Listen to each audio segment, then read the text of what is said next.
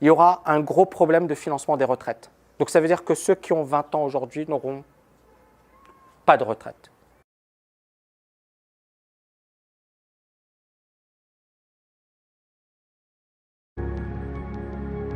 Donc il faut investir, parce que l'investissement aujourd'hui, il est fondamental. C'est-à-dire qu'on n'aura pas de retraite. Et justement, je profite de cet investissement pour parler de pourquoi ce bouquin est aussi important.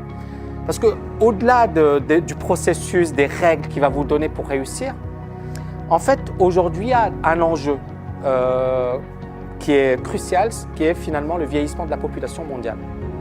En 2050, 2 milliards de personnes seront âgées de plus de 60 ans. Dans les pays européens, on aura plus de personnes âgées de plus de 60 ans que de personnes âgées de moins de 20 ans. Il y aura un gros problème de financement des retraites. Donc ça veut dire que ceux qui ont 20 ans aujourd'hui n'auront pas de retraite. Donc s'ils comptent sur l'État, il y a très peu de chances que l'État effectivement continue à verser des retraites. Donc il faut aujourd'hui s'occuper de sa liberté financière sérieusement. Et donc ça passe par investir soi-même. Les Américains le savent. C'est pour ça qu'ils ont une grosse culture financière, parce que l'État n'est pas là pour les soutenir. Mais aux États-Unis, on a des personnes qui ont 80 ans, 90 ans, 96 ans. On a vu un reportage sur France 2, 96 ans qui travaillent. C'est pour nous choquant, mais pour eux, c'est une réalité. Et cette réalité, elle sera mondiale. J'ai été à Hong Kong, j'ai vu des personnes âgées de 80 ans passer la serpillière au McDo. Et ça m'a choqué. Et des femmes âgées travailler. Il y en a énormément à Hong Kong. Hong Kong, c'est l'une des villes les plus riches au monde, si ce n'est la ville la plus riche au monde. Et on a des gens avec des Rolls-Royce, des Bentley très très riches, et des gens qui vivent dans la pauvreté extrême, mais surtout qui sont obligés de travailler à un âge avancé. Et donc, pour moi, ce bouquin, c'est également une prise de conscience. Et l'investissement, c'est le fait de se protéger, de sécuriser son avenir.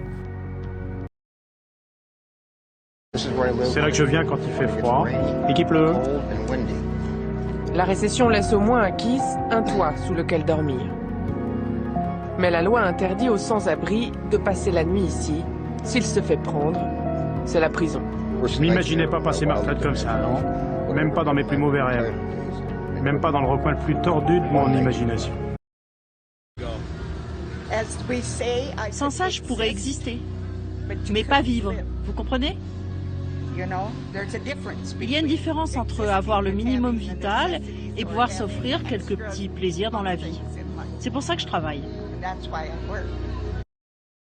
الناس تيتقاتلوا على البوبليك. ما تنفهمش انا هاد الاخوان مع الاحترام الكامل لهم مو تتزغرت ملي كتسمعوا خدام في البوبليك. اش وليت خدام في البوبليك تزغرتي لاش الوالده كتزغرتي لاش وفرحانه وخايفه لا تقولها للجيران باش ما يحسدوش. علاش غيحسدوها الوالده؟ راه ما عندهم علاش يحسدوه مسكين. راه تيدمروا على داك الولد عندك وصافي. اخوان تحركوا ديروا خططوا حياتكم مزيان. الحياه راه ماشي هي تخدم خدمه وصالير ويرسموك ويديروا لك لاس ان اس اس تتفكر في لاس ان اس اس والتغطيه الصحيه. راه ماشي هذه هي الحياه. والله ما هي هذه بالله. هذاك الشيء تفكر فيه غير انت. راه ما تيفكروش هكا. هو راه لاس ان اس اس ديالو راه داير 10 عمارات. هذيك هي لاس ان اس اس ديالو. انت اللي كيضربوا عليك تيدمروا عليك 60 عام وفي الاخر كيعطيوك حسق اللارو. لاسانس ديالو هو داير عماره. لاسانس ديالو هو داير 4 المكازانات. كل مكازان كيدخل ليه 2 المليون تكرا في الشهر. هذه هي لاسانس الاخوان. هذه هي الحياه اللي خصكم تعيشوا. هذه هي الحياه اللي خصكم تفكروا فيها. خصك تفكر اخويا ان عندك مثلا 35 عام. هكا خصك تفكر اصاحبي. عندك 35 عام تتسافر كتسافر فين ما بغيتي وكتعيش فين ما بغيتي والفلوس داخلين. الفلوس كيخدموا عليك. ما بقيتيش انت كتخدم على ود الفلوس. خاصك توصل للمعادله انك تولي الا كتخدم لانك تستمتع بعملك.